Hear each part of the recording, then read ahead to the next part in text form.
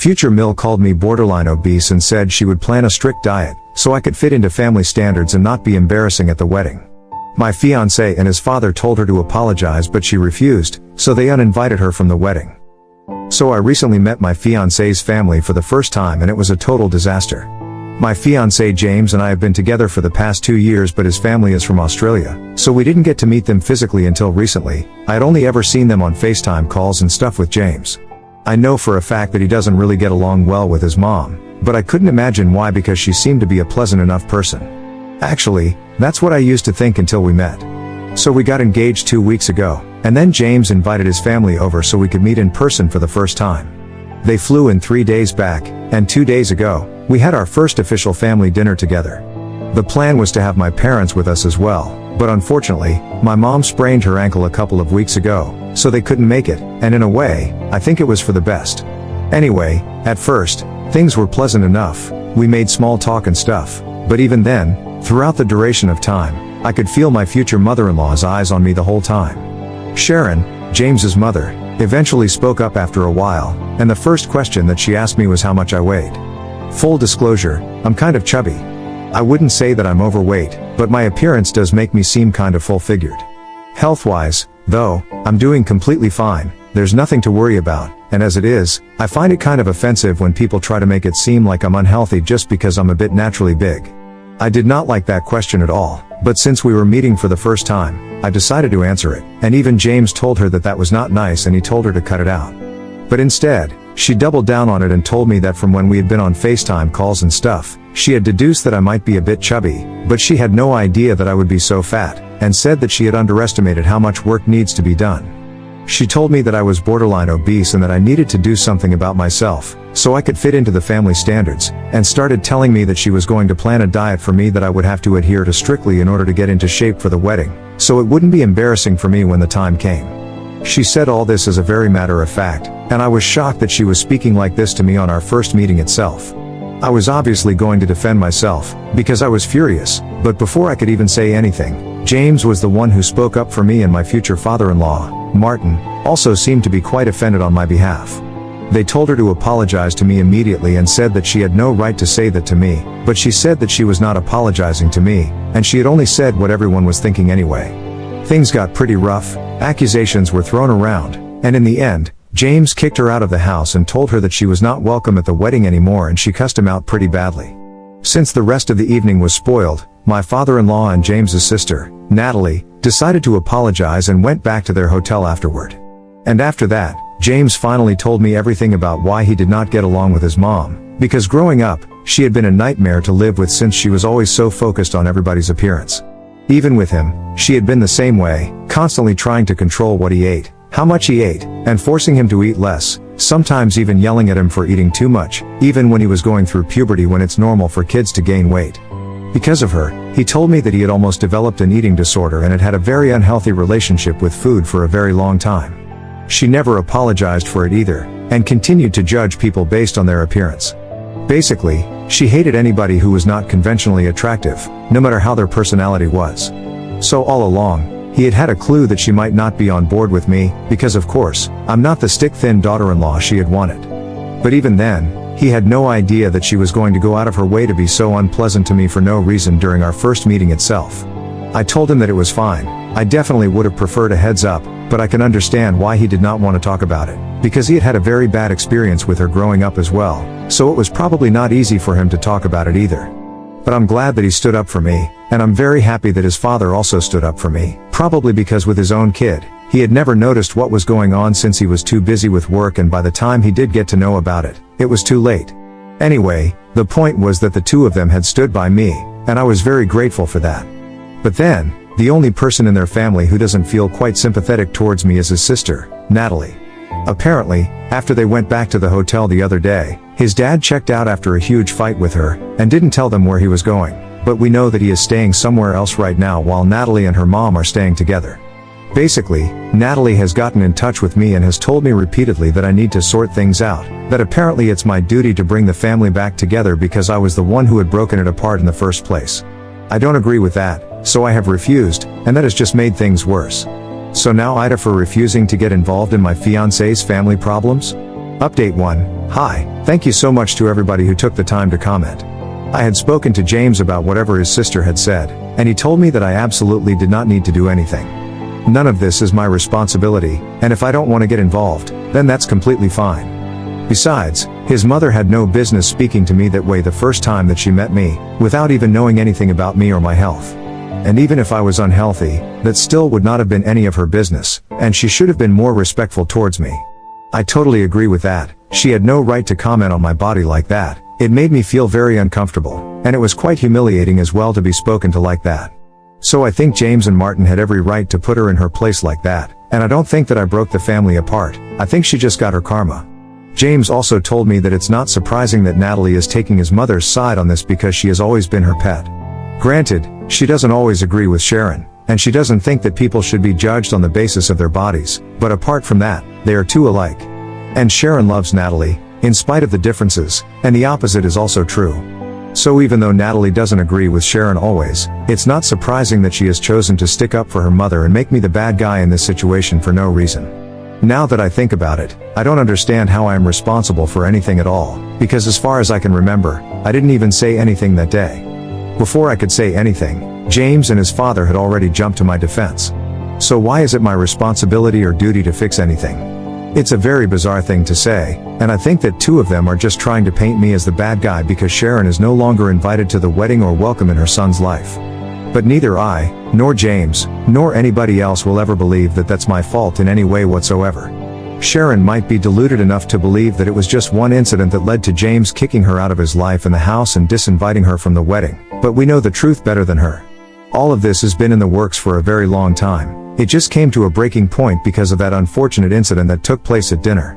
But if she thinks that I am somehow responsible for this, then she is totally wrong. From what I have learned from James, he has never had a good relationship with his mom, which I already spoke about in my original post.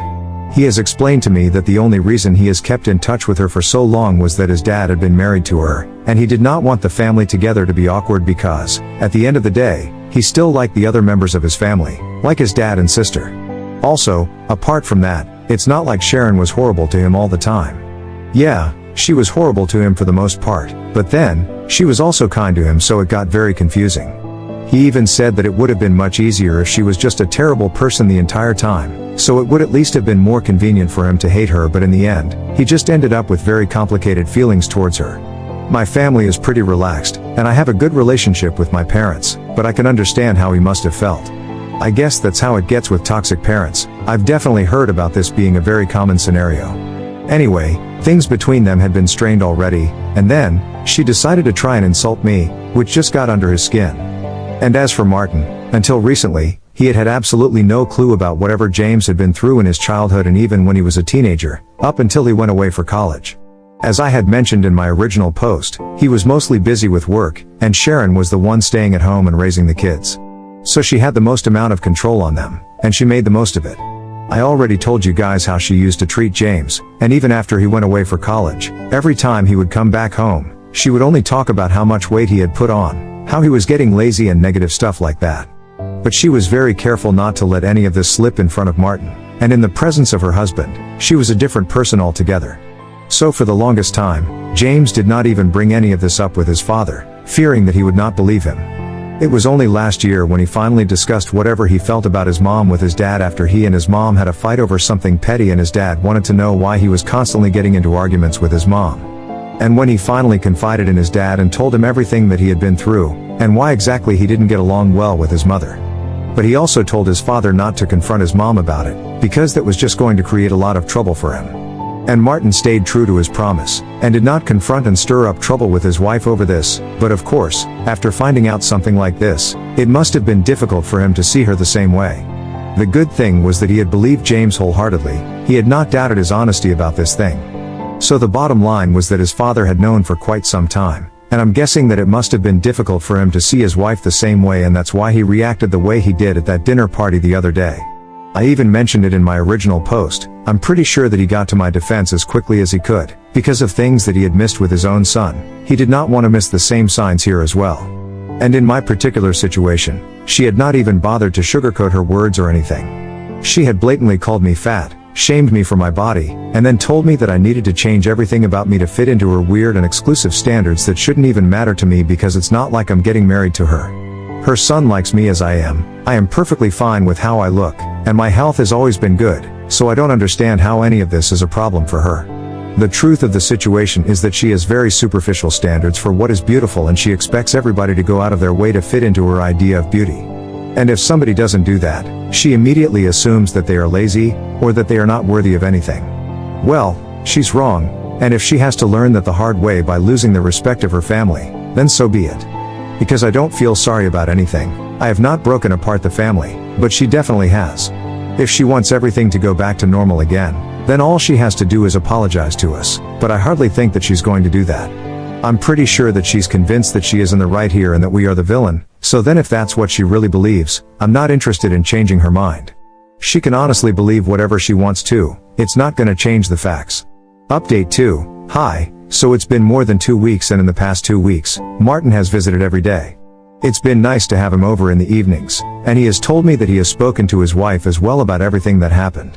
And he was very clear about what he wanted. He wanted her to apologize to both of us, to me for whatever she had said at the dinner, and to her son for everything that she had put him through while he was growing up. But obviously, she was not going to apologize. She said that she was the victim here, and if anything, we were the ones who owed her an apology for overreacting. I don't understand why she expects me to say anything at all. Like I said, I had not even said anything that day. I was just silent, and if she wanted me to say sorry because people decided to stand up for me, then there was something seriously wrong with her. Anyway, even apart from me, I don't understand how she can pretend to be the victim in the situation with her own son. James is perfectly in the right for being upset with her, for however he was treated in the past, and if he is still holding on to it, it's only because she never bothered to apologize for any of that. She never even acknowledged any of it. She has always pretended like she's been a perfect mother to them, but that has not always been the case. And additionally, Martin told us that she has defended herself by saying that she was only trying to look out for James, because she wanted him to be healthy and fit, and she did not think that it was going to backfire and that she was going to be accused of being awful to him like this in the future. If she had known that this was coming, she never would have bothered to go out of her way to care for him. But she can dress it up however she wants to. It doesn't make her a better mother. What she did was not nice, and she ruined her son's relationship with food for the longest time, so she needs to acknowledge, accept, and apologize for that. Martin has said that if she doesn't do that, then there is no way that he can forgive her because he already feels so guilty about letting this happen to James while he was growing up. He doesn't want to let his own son down even more.